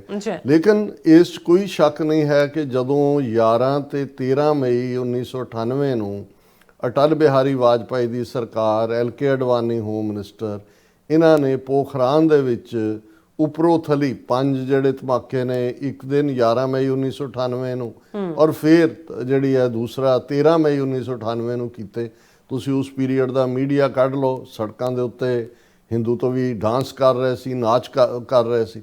ਔਰ ਅਡਵਾਨੀ ਨੇ ਇੱਕ ਪ੍ਰੈਸ ਕਾਨਫਰੰਸ ਉਸ ਤੋਂ ਕੁਝ ਦਿਨ ਬਾਅਦ ਕਰਕੇ ਕਸ਼ਮੀਰ ਦੇ ਉੱਤੇ ਕਿਹਾ ਪਾਕਿਸਤਾਨ ਨੂੰ ਕਿ ਆਪਣਾ ਜਿਹੜਾ ਤੁਹਾਡਾ ਕਬਜ਼ੇ ਵਾਲਾ ਕਸ਼ਮੀਰ ਹੈ ਸਾਡੇ ਹਵਾਲੇ ਕਰੋ, ਕਿਉਂਕਿ ਇਹਦੇ 'ਚ 2 ਪਾਰਟ ਚੱਲ ਰਹੇ ਸੀ। ਇੱਕ ਤਾਂ ਭਾਰਤ ਇਹ ਸਮਝਦੇ ਸੀ, ਖਾਸ ਤੌਰ ਤੇ ਹਿੰਦੂ ਤੋਂ ਵੀ, ਕਿ ਪਾਕਿਸਤਾਨ ਦਾ ਨਿਊਕਲੀਅਰ ਪ੍ਰੋਗਰਾਮ ਜਿਹੜਾ ਇਹ ਬਲਫ ਹੈ, ਇਹਨਾਂ ਦੇ ਕੋਲ ਕੈਪੇਬਿਲਿਟੀ ਨਹੀਂ ਹੈ। ਹਾਲਾਂ ਲੇਟ 70s ਵੀ ਜ਼ਿਆਉਲ ਹਕ ਦੇ ਵੇਲੇ ਵੀ ਆਉਂਦਾ ਹੈ ਕਿ ਆਲਰੇਡੀ ਡਿਵੈਲਪ ਹੋ ਚੁੱਕਾ ਸੀ, ਅਸੀਂ ਇਸ ਡਿਬੇਟ 'ਚ ਨਹੀਂ ਜਾਂਦੇ। ਲੇਕਿਨ ਇੰਡੀਆ ਨੂੰ ਤਾਂ ਕਰਨ ਦੀ ਲੋੜ ਹੀ ਨਹੀਂ ਸੀ, ਉਹ ਤਾਂ ਆਲਰੇਡੀ 1974 ਦੇ ਵਿੱਚ ਐਟਮ ਟੈਸਟ ਕਰਕੇ ਉਹ ਉਸ ਦਾ ਹਿੱਸਾ ਬਣ ਚੁੱਕੇ ਸੀ। ਉਹਨਾਂ ਨੂੰ ਭਾਵੇਂ ਕੋਈ ਕਿਸੇ ਨੇ ਨਿਊਕਲੀਅਰ ਕਲੱਬ 'ਚ ਨਹੀਂ ਸੀ ਵਾੜਿਆ, ਅੱਜ ਵੀ ਨਹੀਂ ਵਾੜਿਆ ਹੋਇਆ, ਲੇਕਿਨ ਇਹ ਸੀ। ਲੇਕਿਨ ਉਹਨਾਂ ਨੇ ਪਾਕਿਸਤਾਨ ਨੂੰ, ਕਿਉਂਕਿ ਹਿੰਦੂਤਵ ਅਟਲ ਬਿਹਾਰੀ ਵਾਜਪਾਈ ਦੀ ਸਰਕਾਰ ਬਣੀ ਸੀ ਤਾਜ਼ਾ, ਔਰ ਉਹਨਾਂ ਨੂੰ ਲੱਗਾ ਕਿ ਵੀ ਇਹ ਪਾਕਿਸਤਾਨ ਦਾ ਬਲਫ ਪਾਸੇ ਕਰੋ ਔਰ ਤੁਸੀਂ ਨਿਊਕਲੀਅਰ ਹੋ, ਔਰ ਮੁੜ ਕੇ ਜਿਹੜਾ ਉਹ ਕਸ਼ਮੀਰ ਔਰ ਦੂਸਰੇ ਦੇ ਉੱਤੇ ਆਪਣਾ ਦਾਅਵਾ ਠੋਕੋ, ਜੋ ਉਹਨਾਂ ਨੇ ਕੀਤਾ। ਹੁਣ ਉਸ ਪੀਰੀਅਡ 'ਚ ਪ੍ਰੈਜ਼ੀਡੈਂਟ ਕਲਿੰਟਨ ਜਿਹੜੇ ਨੇ ਉਹ ਅਮਰੀਕਾ ਦੇ ਪ੍ਰੈਜ਼ੀਡੈਂਟ ਸੀ, ਔਰ ਜ਼ਾਹਰ ਹੈ ਨਵਾਜ਼ ਸ਼ਰੀਫ ਪ੍ਰਾਈਮ ਮਿਨਿਸਟਰ, ਔਰ ਉਹਨਾਂ ਦੇ ਉੱਤੇ ਬਹੁਤ ਦਬਾਅ ਸੀ। ਕਲਿੰਟਨ ਨੇ ਬਹੁਤ ਸਾਰੀ ਇਕਨੋਮਿਕਲ ਫਾਈਨੈਂਸ਼ੀਅਲ ਹੈਲਪ ਕਰਨ ਦੇ ਇਕਰਾਰ ਕੀਤੇ, ਇਹ ਉਹ ਕੀਤੇ ਕਿ ਪਾਕਿਸਤਾਨ ਜਵਾਬੀ ਕਾਰਵਾਈ ਨਾ ਕਰੇ। ਲੇਕਿਨ ਅੱਜ ਜਿਸ ਨੂੰ ਫਿਰ ਉਸੇ ਹੀ ਨਵਾਜ਼ ਸ਼ਰੀਫ ਦੀ ਹਕੂਮਤ ਨੇ ਜਿਹੜਾ ਇਸ ਦਿਨ ਦੇ ਤੌਰ ਦੇ ਉੱਤੇ ਕਿ ਯੌਮੇ ਤਕਬੀਰ ਐਲਾਨਿਆ, ਇਹ ਟੈਸਟ ਅੱਜ ਦੇ ਦਿਨ ਜਿਹੜਾ ਉਹਨਾਂ ਨੇ ਇਸ ਦਾ ਜਿਹੜਾ ਕੋਡ ਨੇਮ ਰੱਖਿਆ ਸ਼ਗਾਈ 1, ਔਰ ਇਹ ਰਾਸਕੋ ਹਿਲਸ ਸ਼ਗਾਈ ਜ਼ਿਲ੍ਹਾ ਹੈ ਬਲੋਚਿਸਤਾਨ ਦਾ, ਸੂਬੇ ਦਾ, ਉਸ ਦੇ ਵਿੱਚ ਜਿਹੜੇ ਨੇ 5 ਟੈਸਟ ਕੀਤੇ ਗਏ। ਔਰ ਇਹਨਾਂ 5 ਟੈਸਟਾਂ ਦੇ ਵਿੱਚ 40 ਕਿਲੋ ਟਨ TNT ਟ੍ਰਾਈਨਾਈਟ੍ਰੋਟੋਲਵੀਨ ਇਹ ਜਨਰੇਟ ਹੋਈ। ਬੜਾ ਕਲੀਅਰਲੀ ਜਿਹੜੇ ਨੇ ਉਹਦੇ ਸਬੂਤ ਇਹਨਾਂ ਨੇ ਵੀ, ਪੱਛਮੀ ਮੁਲਕਾਂ ਨੇ ਵੀ ਵੈਰੀਫਾਈ ਕੀਤਾ।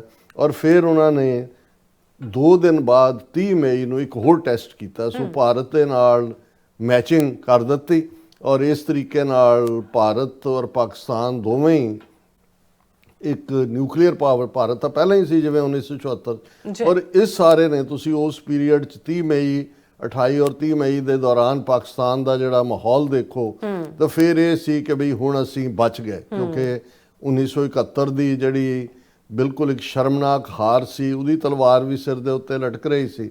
ਔਰ ਇਸ ਸਾਰੇ ਦੇ ਚੱਲਦਿਆਂ ਜਿਹੜਾ ਪਾਕਿਸਤਾਨ ਨੇ over A period of time, ਹੁਣ ਇਹ ਗੱਲ ਜਿਹੜੀ ਇੰਟਰਨੈਸ਼ਨਲ ਜਿਹੜੀਆਂ ਇੰਸਟੀਚਿਊਟਸ ਨਜ਼ਰ ਰੱਖਦੀਆਂ ਨੇ ਕਿ ਕਿਹਦੇ ਕੋਲ ਕਿੰਨੇ ਨਿਊਕਲੀਅਰ ਵਾਰਹੈਡ ਨੇ, ਪਾਕਿਸਤਾਨ ਨੇ state of the art delivery system missile ਵਾਲਾ ਵੀ ਡਿਵੈਲਪ ਕੀਤਾ। ਔਰ ਇਹਦੇ 'ਚ ਕੋਈ ਸ਼ੱਕ ਨਹੀਂ ਕਿ ਪਾਕਿਸਤਾਨ ਦੇ ਨਿਊਕਲੀਅਰ ਆਰਸੈਨਲ ਦੇ ਵਿੱਚ ਭਾਰਤ ਨਾਲੋਂ ਜ਼ਿਆਦਾ ਜਿਹੜੇ ਨੇ ਉਹ ਨਿਊਕਲੀਅਰ ਵਾਰਹੈਡ ਨੇ, ਔਰ ਉਹਨਾਂ ਦੀ ਜਿਹੜੀ ਹੈ ਮਿਸਲ ਸਿਸਟਮ ਵੀ ਸਟੇਟ ਆਫ ਦਾ ਆਰਟ ਉਹਨਾਂ ਦੇ ਕੋਲ ਹੈ। ਸੋ ਇਹ ਜਦੋਂ ਅਸੀਂ ਇਸ ਗੱਲਬਾਤ ਨੂੰ ਕਰ ਰਹੇ ਹਾਂ ਵੀ ਇਹਦੇ ਇਸ ਸਾਰੇ ਨੇ ਜਿਹਨੂੰ ਵਾਰ ਥੀਏਟਰ ਕਹਿੰਦੇ ਆ, ਉਸ ਦੀਆਂ ਸਾਰੀਆਂ ਜ਼ਰੂਰਤਾਂ ਹੀ ਬਦਲ ਦਿੱਤੀਆਂ। ਹੁਣ ਜ਼ਾਹਰ ਹੈ ਕਿ ਵੀ ਅੱਗੇ ਭਾਰਤ ਔਰ ਪਾਕਿਸਤਾਨ ਜਦੋਂ ਅਸੀਂ 47 ਤੋਂ ਬਾਅਦ ਦੇਖਦੇ ਹਾਂ, ਭਾਰਤ ਸੋਵੀਅਤ ਯੂਨੀਅਨ ਦੇ ਆਰਬਿਟ ਸੀ, ਉਹਨਾਂ ਦੇ ਹਥਿਆਰ, ਉਹਨਾਂ ਦੀਆਂ ਚੀਜ਼ਾਂ, ਉਹਨਾਂ ਦੇ ਮਿਗ, ਉਹਨਾਂ ਦਾ ਫਲਾਣਾ। ਪਾਕਿਸਤਾਨ ਅਮਰੀਕਾ ਦੇ ਆਰਬਿਟ ਦੇ ਵਿੱਚ ਸੀ। ਸੋ ਜ਼ਾਹਰ ਹੈ ਕਿ ਅਮਰੀਕਾ ਦੇ ਸਾਈਬਰ ਜੈਟ ਹੋਣ, F-16 ਤਾਂ ਬਾਅਦ 'ਚ ਆਏ, ਜਾਂ ਉਹਨਾਂ ਦੇ ਪੈਟਨ ਟੈਂਕ ਹੋਣ, ਔਰ ਸਾਰਾ ਆਲਮੋਸਟ ਇੱਕ ਹੋਰ ਰਿਪੋਰਟ ਜਿਹੜੀ ਅੱਜ ਮੀਡੀਆ ਦੇ ਵਿੱਚ ਆਈ ਹੈ ਕਿ ਵੀ arms deal, India moves away from Russia, Pakistan from the US, ਵੀ ਇੱਕ ਸਟੇਜ ਦੇ ਉੱਤੇ ਲਗਭਗ ਪਾਕਿਸਤਾਨ ਦੇ ਕੋਲ ਜਿਹੜੇ 80% ਹਥਿਆਰ ਨੇ ਉਹ ਅਮਰੀਕਾ ਦੇ ਬਣੇ ਹੁੰਦੇ ਸੀ, ਔਰ ਭਾਰਤ ਕੋਲ ਸੋਵੀਅਤ ਯੂਨੀਅਨ ਦੇ ਜਿਹੜੇ ਨੇ। ਔਰ ਹੁਣ ਇਹ ਜਿਹੜੀ ਹੈ ਫਿਗਰ ਬਹੁਤ ਸਾਰੀ ਘਟ ਕੇ ਭਾਰਤ ਤਾਂ ਜਿਹੜਾ ਹੈ ਉਹ ਅਜੇ ਵੀ ਰਸ਼ੀਆ ਦੇ ਉੱਤੇ ਕਾਫੀ ਡਿਪੈਂਡੈਂਟ ਹੈ, ਲੇਕਿਨ ਫਿਰ ਵੀ ਉਹਨੇ ਫਰਾਂਸ, ਇਜ਼ਰਾਈਲ ਔਰ ਅਮਰੀਕਾ ਵੱਲ ਰੁਖ ਕੀਤਾ। ਤੇ ਪਾਕਿਸਤਾਨ ਇਸ ਵੇਲੇ ਲਗਭਗ 75 ਤੋਂ 80% ਉਹ ਹਵਾਈ ਫੌਜ ਹੋਏ ਜਾਂ ਗਰਾਊਂਡ ਦੇ ਹੋਏ ਉਹ ਚਾਈਨਾ ਮੇਡ ਵੈਪਨ ਨੇ। ਪੂਰੇ ਚਾਰਟਸ ਦੇ ਨਾਲ ਇਹਨਾਂ ਨੇ ਐਕਸਪਲੇਨ ਕੀਤਾ ਕਿ ਵੀ ਪਾਕਿਸਤਾਨ ਕਿਵੇਂ ਹੌਲੀ ਹੌਲੀ ਅਮਰੀਕਾ ਦੇ ਆਰਬਿਟ ਚੋਂ ਨਿਕਲ ਕੇ ਜਿਹੜਾ ਹੈ ਇਸ ਵੇਲੇ ਪਾਕਿਸਤਾਨ ਦੇ 85% ਆਫ ਪਾਕਿਸਤਾਨ 에ਅਰ ਰਿਲੇਟਡ ਇੰਪੋਰਟਸ ਉਹ ਚਾਈਨਾ ਨਾਲ ਜੁੜੇ ਹੋਏ ਨੇ। ਔਰ ਇਹ ਜਿਹੜੇ ਨੇ ਭਾਰਤ ਵੀ ਜਿਹੜਾ ਰਸ਼ੀਆ ਜਿਹੜਾ ਹੁਣ ਰਹਿ ਗਿਆ ਇਸ ਨਾਲੋਂ ਪਾਸੇ ਖਿਸਕਿਆ ਹੋਇਆ। ਹੁਣ ਇਸ ਸਾਰੇ ਦੇ ਚੱਲਦੇ ਆ, ਇਸ ਦਾ ਸਿੱਖ ਫੈਕਟਰ ਕੀ ਹੈ ਜਾਂ ਸਿੱਖ ਐਂਗਲ ਕੀ ਹੈ। ਜ਼ਾਹਰ ਹੈ ਵੀ ਅਸੀਂ ਉਦੋਂ ਵੀ ਜਿਹੜਾ ਇਸ ਗੱਲ ਨੂੰ ਦੇ ਉੱਤੇ ਡਿਸਕਸ ਕੀਤਾ ਸੀ ਕਿ ਭਾਈ ਦੋਨੋਂ ਮੁਲਕਾਂ ਨੇ ਇਸ ਟੈਸਟ ਤੋਂ ਬਾਅਦ 1998 ਤੋਂ ਬਾਅਦ ਬੇਸ਼ੱਕ ਕਿਸੇ ਨੇ ਹੋਰ ਅੱਗੋਂ ਫਰਦਰ ਨਹੀਂ ਕੀਤਾ, ਲੇਕਿਨ ਦੋਨਾਂ ਮੁਲਕਾਂ 'ਚੋਂ ਕਿਸੇ ਨੇ ਵੀ ਕੰਪਰੈਹੈਂਸਿਵ ਨਿਊਕਲੀਅਰ ਟੈਸਟ ਬੈਨ ਟ੍ਰੀਟੀ ਦੇ ਉੱਤੇ ਦਸਤਖਤ ਨਹੀਂ ਕੀਤੇ ਹੋਏ। ਨਾ ਇੰਡੀਆ ਨੇ ਕੀਤੇ ਨੇ, ਨਾ ਪਾਕਿਸਤਾਨ ਨੇ ਕੀਤੇ ਨੇ, ਨਾ ਹੀ NPT ਦੇ ਕੀਤੇ ਹੋਏ ਨੇ, ਨਾਨ ਪ੍ਰੋਲੀਫਰੇਸ਼ਨ ਟ੍ਰੀਟੀ ਦੇ ਉੱਤੇ ਨਾ ਇੰਡੀਆ ਨੇ ਕੀਤੇ ਨੇ, ਨਾ ਪਾਕਿਸਤਾਨ ਨੇ ਕੀਤੇ ਨੇ। ਪਾਕਿਸਤਾਨ ਦੀ ਸਿਧਾਂਤਕ ਪੋਜੀਸ਼ਨ ਦੋਨਾਂ ਮੁੱਦਿਆਂ ਤੇ ਇਹ ਰਹੀ ਹੈ ਕਿ ਜੇ ਇੰਡੀਆ ਸਾਈਨ ਕਰੇਗਾ ਇਸ ਦੇ ਉੱਤੇ ਤੇ ਅਸੀਂ ਵੀ ਕਰਾਂਗੇ, ਔਰ ਜ਼ਾਹਰ ਹੈ ਉਹਨਾਂ ਦੀ ਠੀਕ ਸਥਿਤੀ ਹੈ। ਔਰ ਇਸ ਤੋਂ ਇੱਕ ਕਦਮ ਅੱਗੇ ਜਾਂਦੇ ਆ, ਹਾਲਾਂਕਿ ਇੰਡੀਆ ਨੇ ਕਿਹਾ ਹੋਇਆ ਕਿ ਜੀ ਅਸੀਂ ਨੋ ਫਸਟ ਯੂਜ਼ ਹੋਏਗਾ, ਪਾਕਿਸਤਾਨ ਨੇ ਇਹ ਨਹੀਂ ਕਿਹਾ ਹੋਇਆ ਵੀ ਅਸੀਂ ਨਿਊਕਲੀਅਰ ਜਿਹੜਾ ਹੈ ਉਹ ਪਹਿਲਾਂ ਇੰਡੀਆ ਯੂਜ਼ ਕਰ ਲਏ ਫਿਰ ਅਸੀਂ, ਉਹਨਾਂ ਨੇ ਵੀ ਜਿਹੜਾ ਨੋ ਫਸਟ ਯੂਜ਼ ਵਾਲੀ ਕੋਈ ਗੱਲ ਨਹੀਂ ਮੰਨੀ ਹੋਈ। ਸੋ ਇਹ ਜਦੋਂ ਸਾਰਾ ਇਸ ਮਾਹੌਲ ਨੂੰ ਅਸੀਂ ਦੇਖਦੇ ਹਾਂ ਸਿੱਖ ਨੁਕਤਾ ਨਿਗਾਹ ਤੋਂ, ਅਸੀਂ ਹਮੇਸ਼ਾ ਇਹ ਗੱਲ ਕਰਦੇ ਹਾਂ ਕਿ ਦੋਵੇਂ ਹੀ ਪਾਸੇ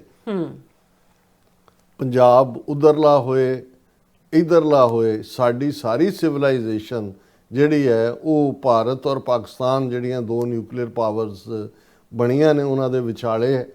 ਕੋਈ ਵੀ ਜਿਹੜਾ ਟਕਰਾਅ ਹੈ ਉਹ ਅਲਟੀਮੇਟਲੀ ਰਵਾਇਤੀ ਹਥਿਆਰਾਂ ਨਾਲ ਐਂਡ ਨਹੀਂ ਹੋਣਾ। ਔਰ ਇਹਦਾ ਇੱਕ ਟੈਸਟ ਵੀ ਹੋਇਆ। ਬੇਸ਼ੱਕ ਭਾਰਤ ਹਮੇਸ਼ਾ ਇਹ ਉਹਨਾਂ ਦਾ ਬੂਸਟ ਰਿਹਾ, ਕਿ ਵੀ ਉਹਨਾਂ ਦੇ ਮੀਡੀਆ ਨੇ ਪੂਰਾ ਕੀਤਾ ਜੀ, ਅਸੀਂ ਅੱਧਾ ਕਰਾਚੀ ਲੈ ਲਿਆ, ਇਸਲਾਮਾਬਾਦ ਪਹੁੰਚ ਗਏ ਹਾਂ, ਲਾਹੌਰ 'ਚ ਜਿਹੜਾ ਅਸੀਂ ਉਹ ਆਈਸਕ੍ਰੀਮ ਖਾ ਰਹੇ ਹਾਂ ਸਾਡੀ ਫੌਜ, ਇਸ ਕਿਸਮ ਦਾ ਝੂਠ ਹੈ ਕਿ ਤਾਂ ਇਹ ਬਿਲਕੁਲ ਹੀ ਐਕਸਪੋਜ਼ ਹੋਏ ਨੇ।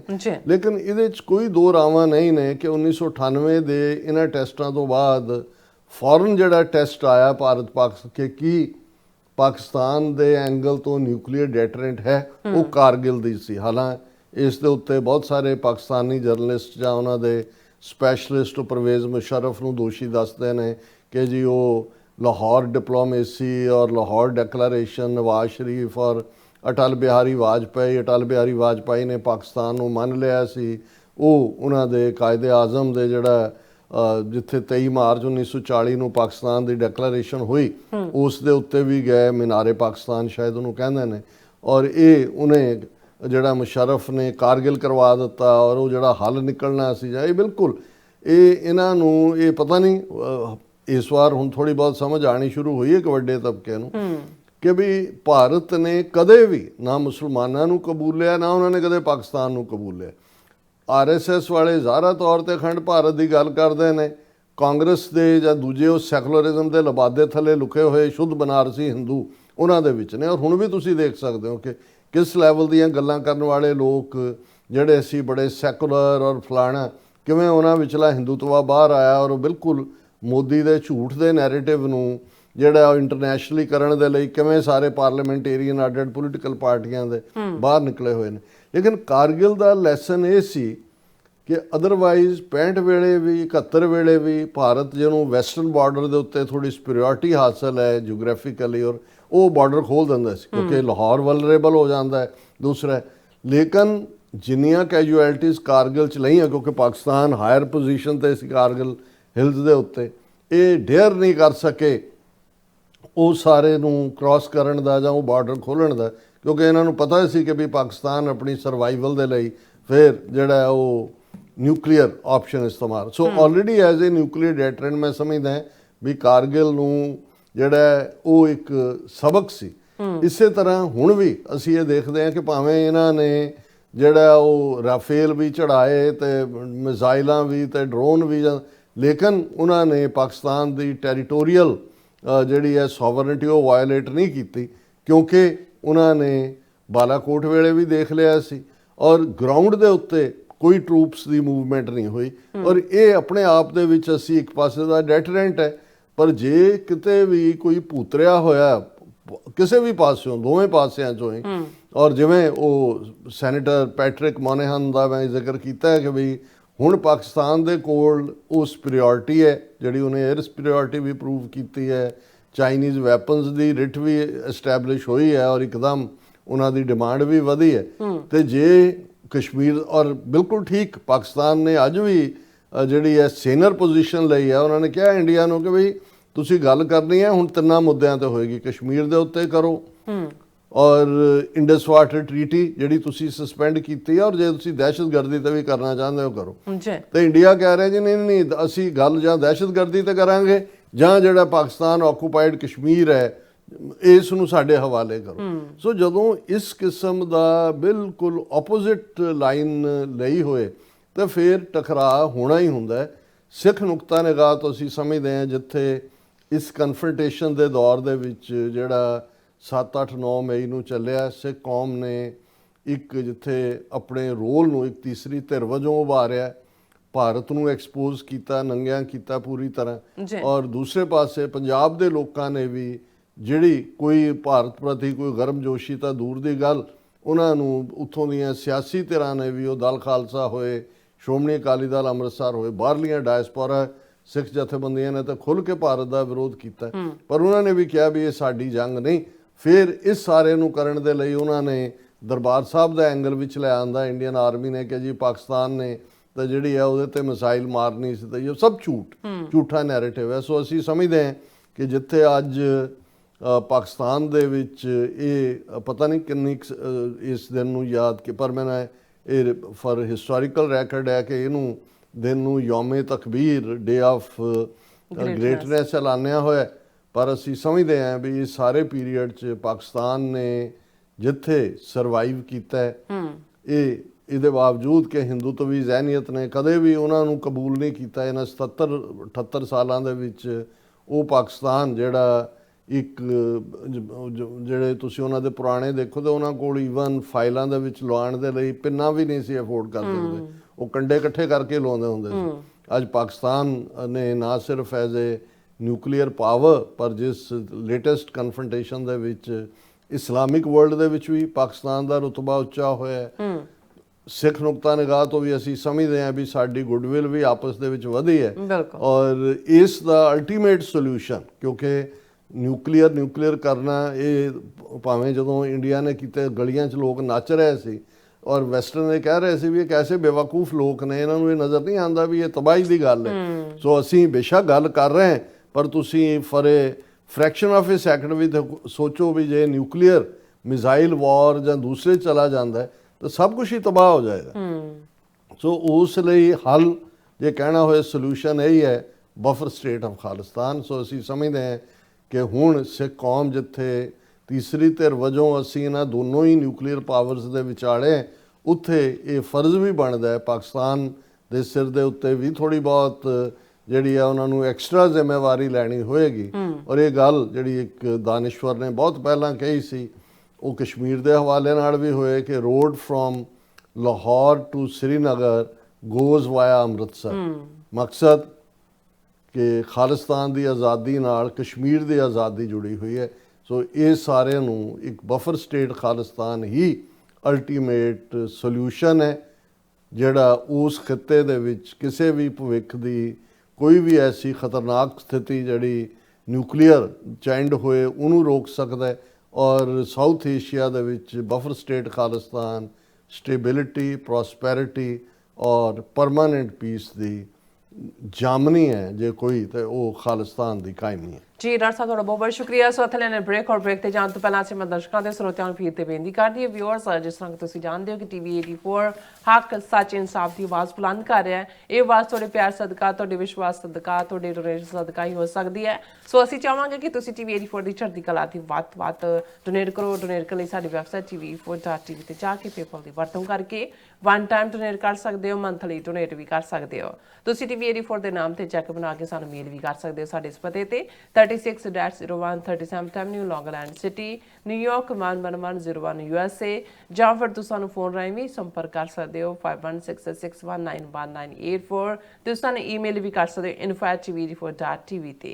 ਅਸੀਂ ਤੁਹਾਡੇ ਤਹਿ ਦਿਲ ਤੋਂ ਸ਼ੁਕਰਗੁਜ਼ਾਰ ਹੋਵਾਂਗੇ। ਸੋ ਇੱਥੇ ਲੈਣੇ ਬ੍ਰੇਕ, ਵਿਊਅਰਸ, ਤੁਸੀਂ ਇਸ ਤਰ੍ਹਾਂ ਬਣੇ ਰਹਿਣਾ। ਮਿਲਦੇ ਆਫਟਰ ਦਿਸ ਸ਼ਾਰਟ ਬ੍ਰੇਕ।